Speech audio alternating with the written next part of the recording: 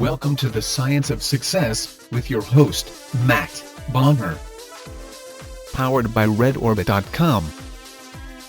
Welcome to the Science of Success, brought to you by RedOrbit.com. I'm your host, Matt Bodner. I'm an entrepreneur and investor in Nashville, Tennessee, and I'm obsessed with the mindset of success and the psychology of performance. I've read hundreds of books, conducted countless hours of research and study, and I'm going to take you on a journey into the human mind and what makes peak performers tick, with a focus on always having our discussions rooted in psychological research and scientific fact, not opinion. Today, you're going to learn why con artists always wear lifts in their shoes, how a normal person can administer lethal shocks to an innocent research subject, why 95% of nurses were willing to give deadly doses of a dangerous drug to their patients, and much more. Because the Science of Success has taken off like a rocket ship since launch, with more than 80,000 downloads, hitting the front page of New and Noteworthy, and much more, I wanted to offer something to you. I'm giving away my 3 favorite psychology books to one lucky listener. Just text SMARTER, that's SMARTER, to 44222 to be entered to win. And if you've been listening and loving the podcast, please leave us an awesome review and subscribe on iTunes. It helps spread the word so more people can master the science of success. This is the 5th episode in a 6-part series on the science of success titled Weapons of Influence, and based on the best-selling book Influence by Robert Cialdini. Each of these weapons of influence are deeply rooted and verified by experimental psychology research, which you will get a ton of amazing examples of. Last week, we talked about what made a guy named Joe Girard the greatest car salesman of all time, how Tupperware grew their sales to $2.5 million a day, why uglier criminals are more than twice as likely to go to jail, and much more. If you haven't checked out that episode yet, listen to it after you listen to this one. This week, we're going to talk about the authority bias. This bias can create some astounding effects in the real world, and as some of these research studies show, can often impact life and death decisions. Authority bias is one of the most adaptive and ingrained biases, partially because much of the time listening to authorities is beneficial and the right thing to do. Just like the other weapons of influence, however, our minds can play tricks on us, and those automatic click-whir responses that we talked about in the episode on the biological limits of the mind can misfire at the worst possible times. Here's how Cialdini describes the authority bias in Influence. Quote, "We rarely agonize to such a degree over the pros and cons of authority demands. In fact, our obedience frequently takes place in a click-whir fashion with little or no conscious deliberation. Information from a recognized authority can provide us a valuable shortcut for deciding how to act in a situation. Conforming to the dictates of authority figures has always had genuine practical advantages for us. Early on, these people, parents, teachers, etc., knew more than we did, and we found that taking their advice proved beneficial, partly because of their greater wisdom and partly because they controlled our rewards and punishments. As adults, the same benefits persist for the same reasons, though the authority figures are now employers, judges, and government leaders. Because their positions speak of greater access to information and power, it makes sense to comply with the wishes of properly constituted authorities.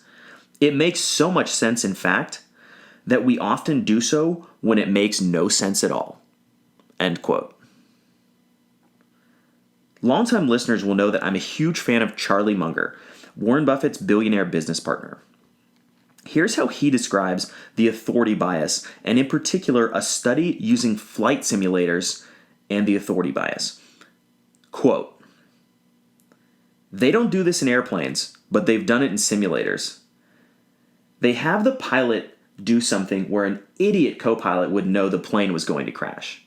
But the pilot's doing it, and the co-pilot's sitting there, and the pilot is the authority figure.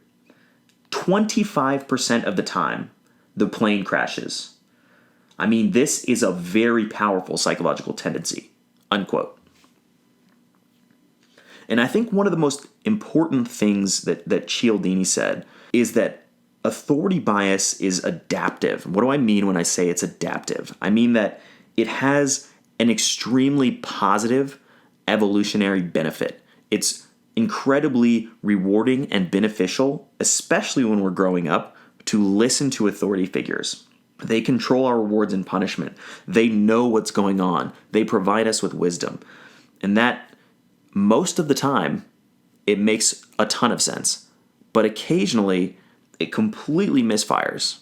Just like the other weapons of influence, this is something that on the surface seems relatively obvious. Yes, authorities can exert influence over people. But when you look at some of the manifestations and the ways that authority bias plays tricks on our mind, it's fascinating.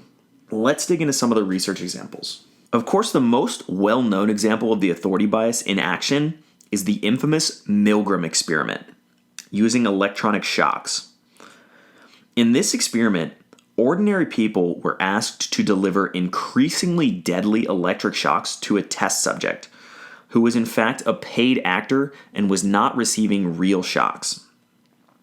The results were shocking and defied much of what people thought about human behavior at the time.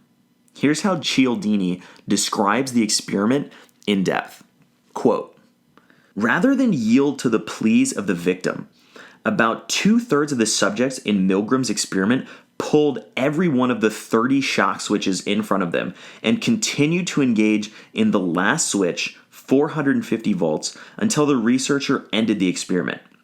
More alarming still, almost none of the 40 subjects in the study quit his job as teacher when the victim first began to demand his release, nor later when he began to beg for it, nor even later when his reaction to each shock had become, in Milgram's words, quote, definitely an agonized scream.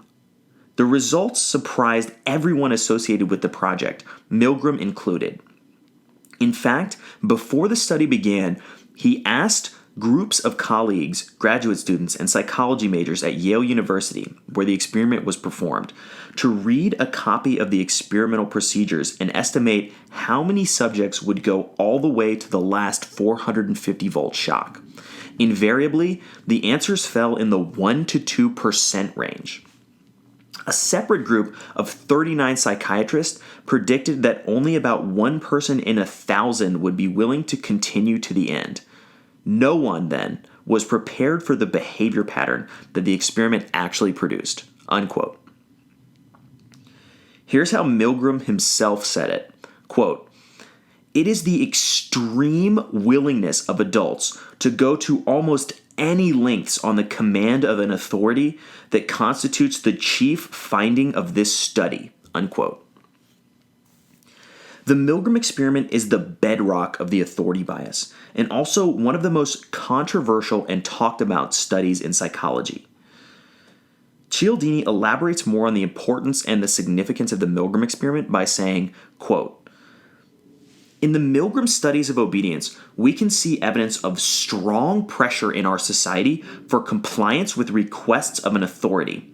Acting contrary to their own preferences, many normal, psychologically healthy individuals were willing to deliver dangerous and severe levels of pain to another person because they were directed to do so by an authority figure. The strength of this tendency to obey legitimate authorities comes from the systematic socialization practices designed to instill in members of society the perception that such obedience constitutes correct conduct," unquote. And again, the person in this experiment wasn't actually receiving electric shocks. What they did was they had an actor who was the test subject, but the actual subject was the person administering the shocks. And then they had the researcher in a white lab coat basically saying, continue to shock them, like shock them at a higher level, shock them at a higher level. And they weren't actually being shocked, but the actor was the person administering the shocks, by every right, believed that they were actually administering real shocks, and the person who was they would see this person being shocked and begging for release and saying, "Please stop shocking me," and they would keep doing it because the authority was telling them to do so. And many of you have probably heard of this experiment. The Milgram Experiment is very, very talked about, and if you've read even some rudimentary psychology research, I'm sure you've run into it or heard it talked about or uncovered it. But you can't have a conversation about the authority bias and not have a prominent place in the discussion about the Milgram Experiment. At the time, it was totally groundbreaking, and even today, the findings are astounding. So let's look at a few other different examples. One of them is about symbols of authority. Cialdini cites a number of actors who play TV roles, from doctors to Martin Sheen playing the president on West Wing, as examples of how people defer to, quote, authorities who have no actual substance, but only the appearance and the trappings of authority. And we talked about this in the previous episode when we talked about the liking bias, right? Celebrity endorsements are harping on kind of the connection between authority and the liking bias, and the fact that you have celebrities who don't have any credentials or any credibility to be talking about some particular thing, but they just happen to be an actor playing a particular role. But the symbol of that authority alone is enough to impact people at a subconscious level and to drive behavior. Here's how Cialdini puts it, quote, "The appearance of authority was enough. This tells us something important about unthinking reactions to authority figures. When in a click-whir mode, we are often as vulnerable to the symbols of authority as to the substance. Several of these symbols can reliably trigger our compliance in the absence of the genuine substance of authority. Consequently, these symbols are employed extensively by those compliance professionals who are short on substance. Con artists, for example, drape themselves with the titles, the clothes, and the trappings of authority. They love nothing more than to emerge elegantly dressed from a fine automobile and to introduce themselves to their prospective marks as doctor or judge or professor or commissioner someone. They understand that when they are so adorned, their chances for compliance are greatly increased. Each of these three types of symbols of authority, titles, clothes, and trappings, has its own story and is worth a deeper look," unquote. And that ties into another research study, which I find really funny, but a crazy example that, again, kind of ties back into the liking bias. We talked about how important physical attractiveness can be. People perceived the same person to be more than 2.5 inches taller simply when their title was changed from student to professor. And this is a study they conducted in 1992. Here's how Cialdini describes it, quote, "Studies investigating the way in which authority status affects perceptions of size have found that prestigious titles lead to height distortions. In one experiment conducted on 5 classes of Australian college students, a man was introduced as a visitor from Cambridge University in England. However, his status at Cambridge was represented differently in each of the classes. To one class, he was presented as a student, to a second class, a demonstrator, to another, a lecturer, and to yet another, a senior lecturer, to a fifth, a professor. After he left the room, the class was asked to estimate his height.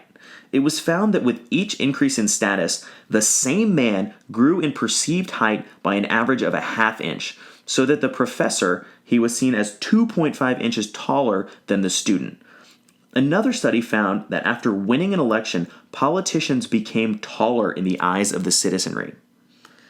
A crazy corollary of this story is, of course, the reason why con artists often wear lifts in their shoes so that they can appear taller, right? Because it works both ways. And again, this kind of ties back into the concept of the liking bias.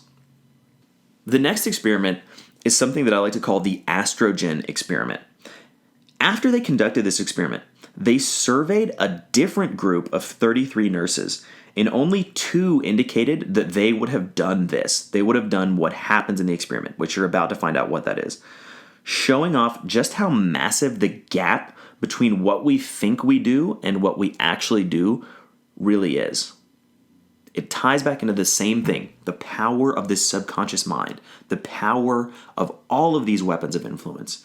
the power of the click-whir responses that are biologically built into our brains.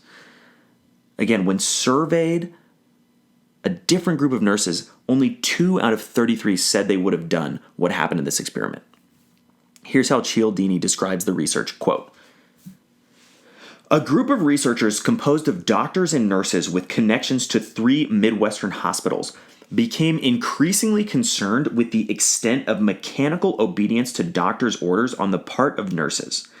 One of the researchers made an identical phone call to 22 separate nurses' stations on various surgical, medical, pediatric, and psychiatric wards. He identified himself as a hospital physician and directed the answering nurse to give 20 milligrams of a drug, estrogen, to a specific ward patient. There were 4 excellent reasons for the nurse's caution in response to this order. 1, the prescription was transmitted by phone in direct violation of hospital policy. 2, the medication itself was unauthorized. Estrogen had not been cleared for use nor placed on the ward stock list. 3, the prescribed dosage was obviously and dangerously excessive. The medication containers clearly stated that the maximum daily dose was only 10 milligrams, half of what had been ordered. 4, the directive was given by a man the nurse had never met, seen, or even talked with before on the phone. Yet in 95% of the instances, the nurses went straight to the ward medicine cabinet where they secured the ordered dosage of estrogen and started for the patient's room to administer it. It was at this point that they were stopped by a secret observer who revealed the nature of the experiment. The results are frightening indeed, that 95% of regular staff nurses complied unhesitatingly with a patently improper instruction of this sort must give us all, as potential hospital patients, great reason for concern. What the Midwestern study shows is that the mistakes are hardly limited to the trivial slips in the administration of harmless eardrops or the like, but extend to grave and dangerous blunders.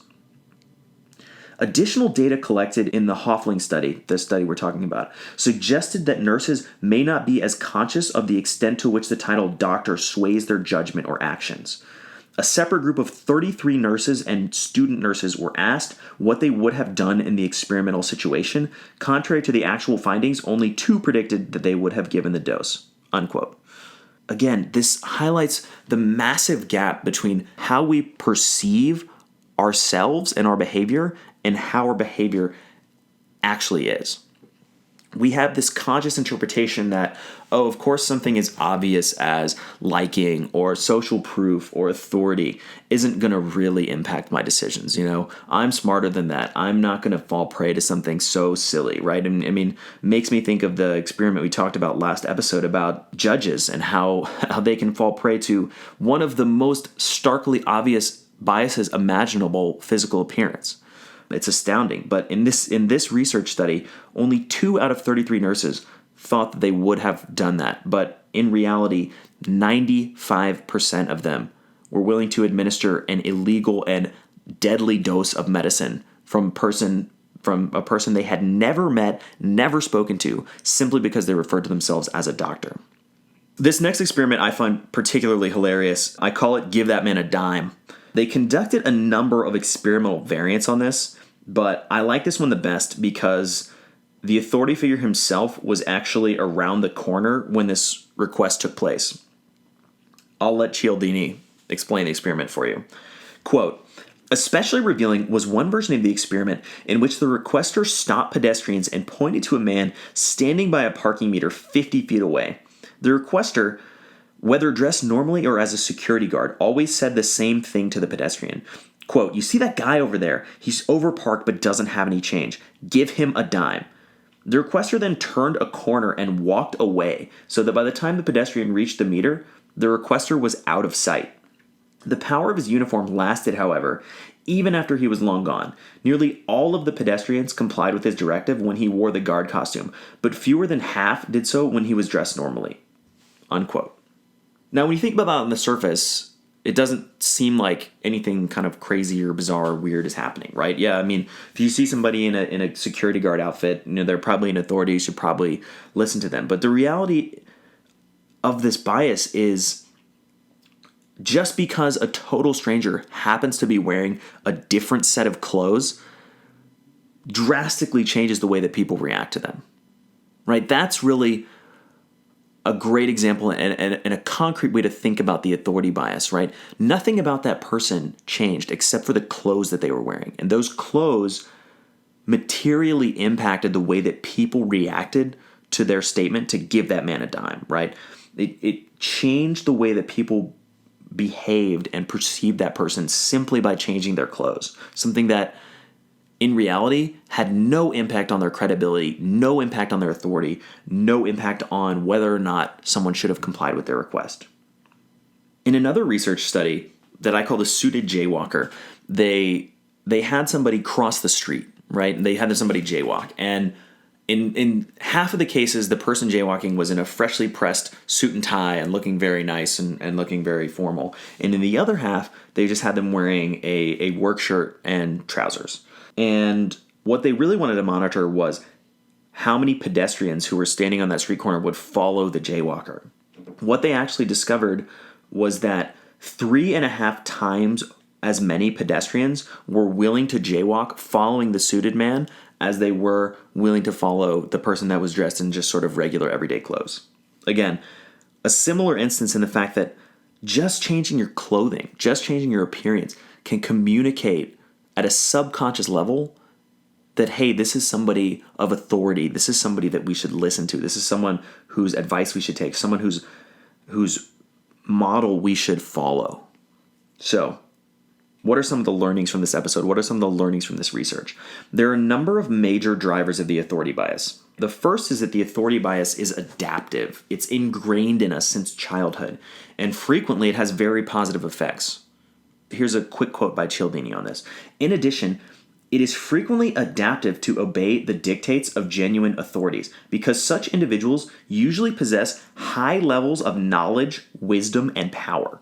For these reasons, deference to authorities can occur in a mindless fashion as a kind of decision-making shortcut. End quote. Again, this is the same learning that we're getting from many of the different weapons of influence.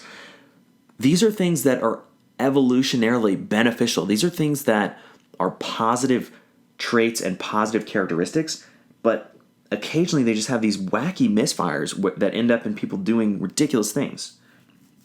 The second learning is that symbols of authority, however vacuous, have the same effect as actual authority, right? We talked about celebrity endorsements. We talked about, the research studies that kind of back that up. The second major learning is that symbols of authority, however vacuous, have the same effect as actual authority. And there's a couple different ways that manifests itself, right? We talked about titles and how they have a massive impact. Thinking back to the Milgram Experiment, how just a total stranger on the phone using the word doctor was able to drive those nurses to administer a potentially lethal dose of medicine. Here's how Cialdini elaborates on it a little bit more. Quote, titles are simultaneously the most difficult and the easiest symbols of authority to acquire. To earn a title normally takes years of work and achievement. Yet it is possible for somebody who has put in none of this effort to adopt the mere label and receive a kind of automatic deference.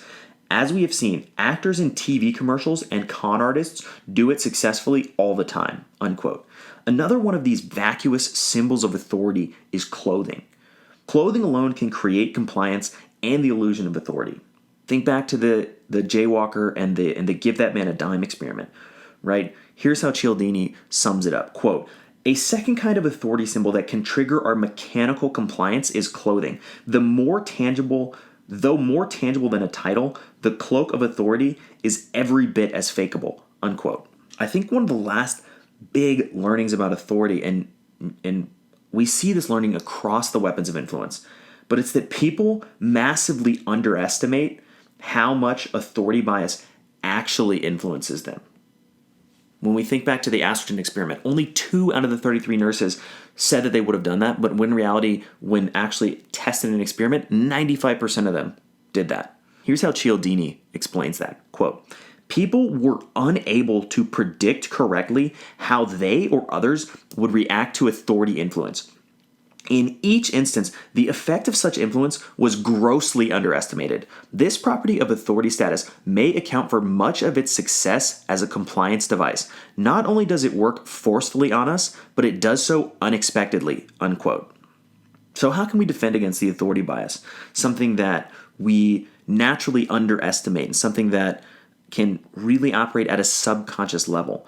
Again, the defenses for a lot of the weapons of influence really stem back to the same ideas of awareness, of asking the right questions, of being self-aware and understanding what thoughts are going in your mind, what things you're thinking about and the way that you're feeling, being able to tap into that and kind of say, hey, something seems amiss, right? Why am I complying with this person's request? But Cialdini specifically cites 2 questions that he suggests we ask as a way to combat the authority bias. The first question he suggests that we ask is this authority truly an expert, right? And this asks us to kind of boil down and really think about, do they actually know what they're talking about? What makes them a real expert? And in many of the research instances that we've cited, it's patently obvious that if you pause for one moment and think, okay, no, this person isn't an expert, so I shouldn't let their opinion or their comment bias me unnecessarily.